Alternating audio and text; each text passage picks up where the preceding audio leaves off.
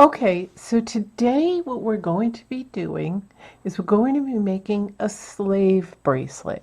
Now, in case you didn't see my last video where I created this ring out of this filigree template just simply by bending it. And find that on my DIY craft playlist. If you're looking on my Facebook page, you can just click videos and it'll take you there and look at my DIY videos and you will see all my filigree crafts, including this one. Okay, so for this project you're going to need the filigree template set that I've shown many times, and I will be putting the link for this set, and it's on Amazon and it's from Panda Hall. You get 120 pieces of different shapes and sizes for earrings, rings, bracelets, and what have you. So now what I'm going to show you for this project, what you're going to need is the filigree set, and you're going to need two of these, okay? Two of these, one for the ring, which I've already done, one for the bracelet, and then the shape like this, which will go in the center to create your slave bracelet. Okay, the next thing you will need is some E6000 glue, simply because we are going to glue some acrylic gemstones, and that's the next thing you'll need. And this is some acrylic gemstones. They come in different sizes and different colors. Now these are the round ones, but they have ones with different shapes, with hearts and triangles and squares, so as well as circles. So you could just choose that. They're just acrylic gemstones. You can find these at, I got these at Hobby Lobby and my shaped ones at Hobby Lobby, but you can get them anywhere really, online, on any craft store. The next thing you're going to need is two toothpicks, and one is for the glue because the little goes a long way, you don't need a lot, and the other one will be to use as a clean one to scrape some of the excess glue if you got any on the filigree. Okay, another thing would be some tweezers. It could be this, I find the bent ones are best, and that's just to handle your acrylic gemstone if you rather not use your fingers, but that's all preference. You can certainly use your fingers. Now your findings. What if you don't know what findings are and you're new to jewelry making? Findings are the supplies that you use in creating your creations, your jewelry. And they're called findings, like head pins, eye pins, jump rings, chain. The next thing I do have in the same color is some jump rings you will need for this project. I have 6mm and 4mm, and that's it. That's what you're going to need for this project. So let's get started. The other thing you'll need for this project is some jewelry working tools and some chain. Okay, so I've gone ahead and cut a piece of chain, but what you want to do is put your ring on. Typically slave bracelets are usually here, but figure out where you want your ring. It looks best in the middle so it doesn't look off center. Figure out where you're going to want your bracelet. Figure out where you're going to want your centerpiece. It looks better this way. And keep in mind that you don't want to put your acrylic gemstones on until the end, because you're going to be working with these pieces and moving them around, and you don't really want to knock the gem piece off before the glue has a chance to dry. So what you're going to do is you're going to determine the length. Now you want to make sure that it's an even length from the ring to the centerpiece, from the centerpiece to the bracelet. You don't want this so down here and that space, or two up here, because you see how foolish that looks. You want it exactly even, so you can go ahead and get a ruler and measure so you're precise, or you could do it by eye and get your chain. Now it's always best to cut enough chain than not enough. So I'm going to cut I'm going to cut about 3.5 to 4 inches off of my chain.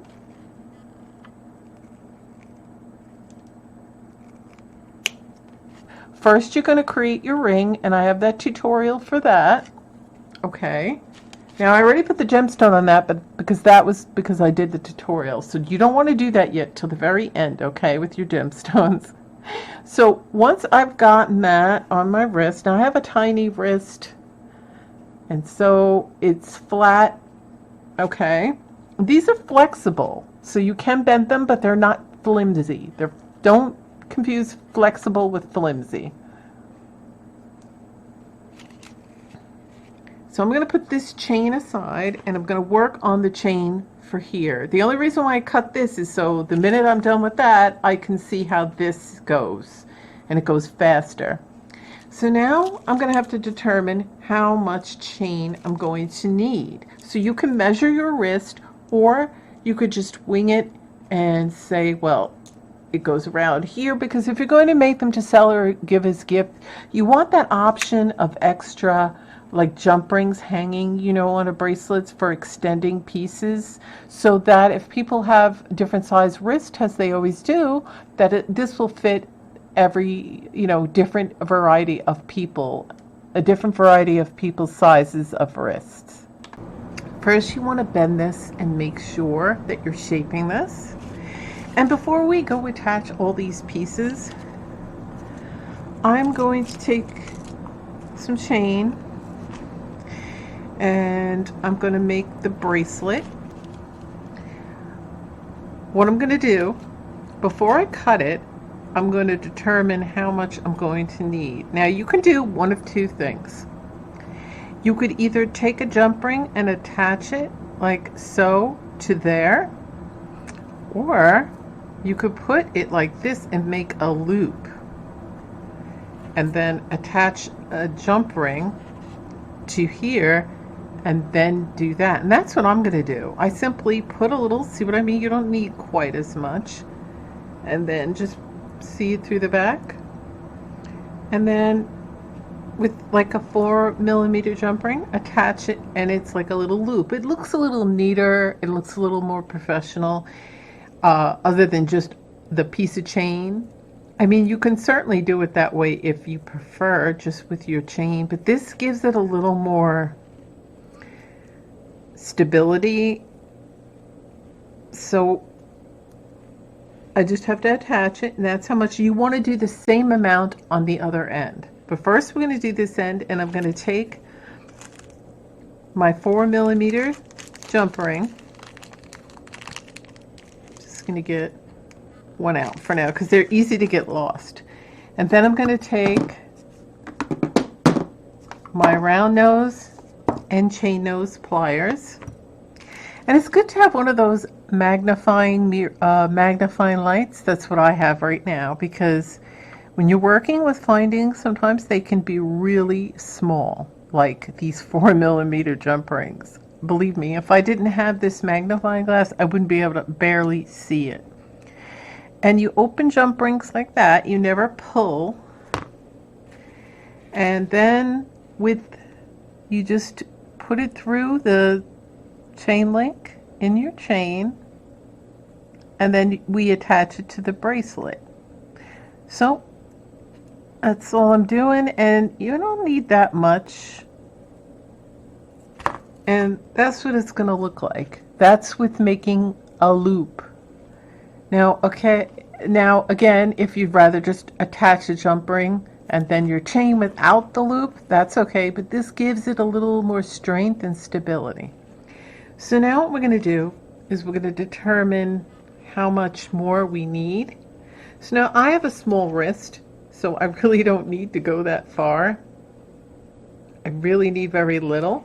But you can make extenders by using jump rings. An extender chain, you just hook a bunch of 6mm jump rings up, and that gives you the extender for different sizes. So I'm going to get my cutters, again leaving just a little extra, because you could always trim the extra instead of going too short.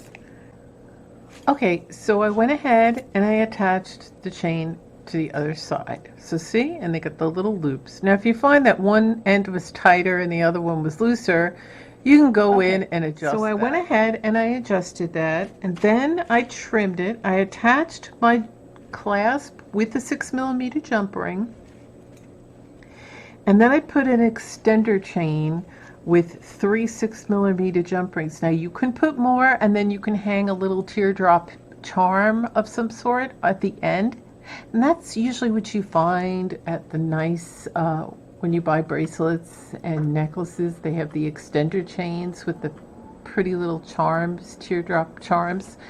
You can pick any kind you want, but it usually looks good if it's like a teardrop charm of some sort dangling at the end, because you will have that. Okay. So now I took care of that, and then I attached the centerpiece. I had it all and I spaced it, and make sure that when you cut your chain you do allow a little extra just in case.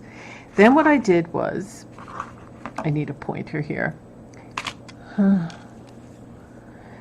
I attached with the 6mm jump ring, there happens to be just one opening, not a split opening, but one opening, and I attached that, and then I went up to here from behind. So make sure you pay attention to the front and the back of your filigree, because you want to make sure that that goes behind on the back of the filigree. So you're going to put a 6mm jump ring, because you see this is a split hole. It's not just a one round piece like one opening. It is kind of split. So you don't want this to be off center, so you have to put the jump ring in both holes and then meet it. So you might have to finagle with the jump ring a little, and you want a big enough jump ring, and a 6mm does the job, but it might bend a little out of shape, but just make sure you can bend it back. The 6mm thinner ones are very flexible, but you want to make sure it's closed, and then it should just look like that on the back with your chain, and look like that in the front. Clean. Okay, so now we're going to get the piece that we attach here. We'll do the same thing we did on this end with the jump ring, making sure that it's all on the back, and then we attach it to the ring. So I'm going to go do that right now, and I'll be right back. Okay, now I've gone ahead and attached the other piece that's going to be attached to the ring. So now you're going to look at your ring and see which end you prefer it. I'm going to have it here, so I'm going to take another 6mm jump ring, put it through here, and then attach the chain. Okay, so that's how I did it. Now I put the jump ring, and I'm going to be putting it through the center like so. And then I'm going to take my chain nose and my round nose and close the jump ring. Should be all attached, okay, and it should look just like that. So now what I'm going to do is I'm going to make sure, I'm going to put that on to make sure it's all perfectly aligned the way I want it to before I go ahead and glue my gemstones to it. Want my bracelet to be a little more up here, okay, and I want this to be a little more up here. So I'm going to shorten this chain a little bit, and then I'm going to shorten this chain a little bit. Okay, so I've gone ahead and shortened the bracelet part up. So once you've got it, you're going to want to try this on and make sure it's sitting exactly the way you want. And if you find that it needs to be a little tighter, now's the time to take off a few more notches of the chain. So if you like the way that's sitting and you think that's more than enough, remember you can't have it so tight that you can't bend your finger. There has to be a little play in that. So I think that's good enough. If I decide that I want to take off a little bit more of this chain, I will, but it's even. It lines up properly. I'm pretty much happy with the way that looks. So I'm going to go to the next step, which will be to glue my acrylic gemstones to the center and to the bracelet. So let's do that now. You want to get your 2 toothpicks, your clean one and your used one, and your paper towel or rag ready, okay? So what I'm going to do is I'm going to take my E6000 glue and I don't need a lot. I'm just going to put a little at the tip.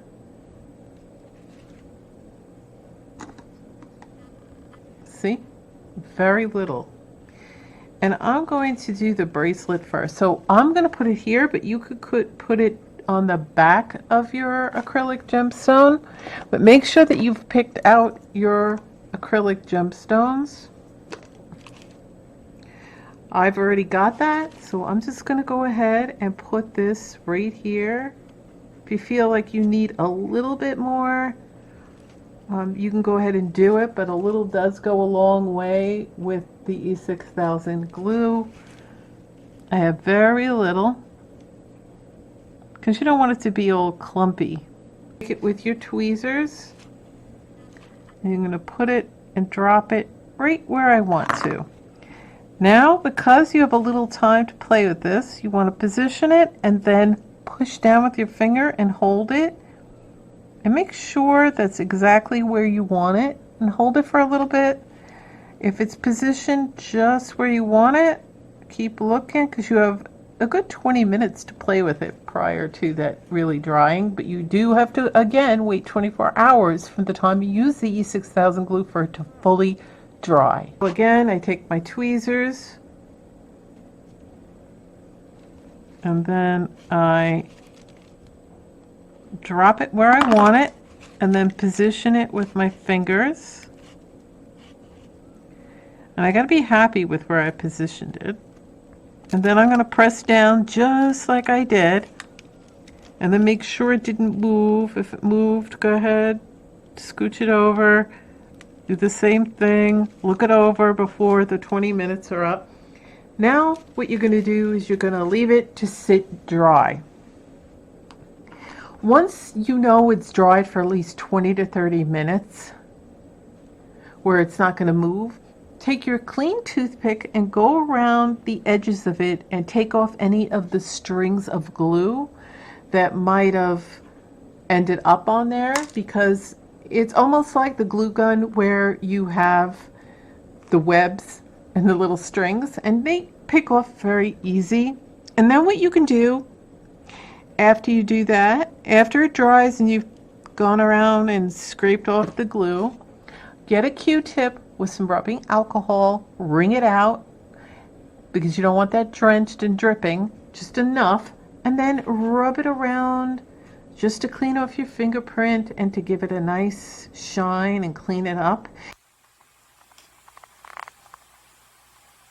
So here it is. It's all finished. You can see how nice that looks, especially against the different colors. What I did different is, in the previous one, I only used the one chain going from here to here, but I modified it because when you have a bigger centerpiece, it tends to flip-flop everywhere, and you want to hold it more sturdy on your hand. So what you want to do is, instead of just one chain going from the centerpiece to the bracelet, you put two, okay? And that is a better modification, I believe. I'm more happy with that. As you can see, this is better for it. It will hold this more stably. This portion won't go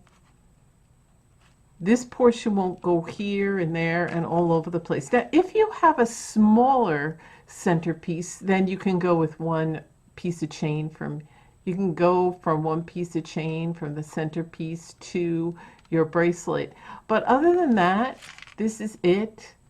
This is what it would look like if you used the two pieces of chain, which I'm very happy with. I wanted to show you that little added extra piece that I did.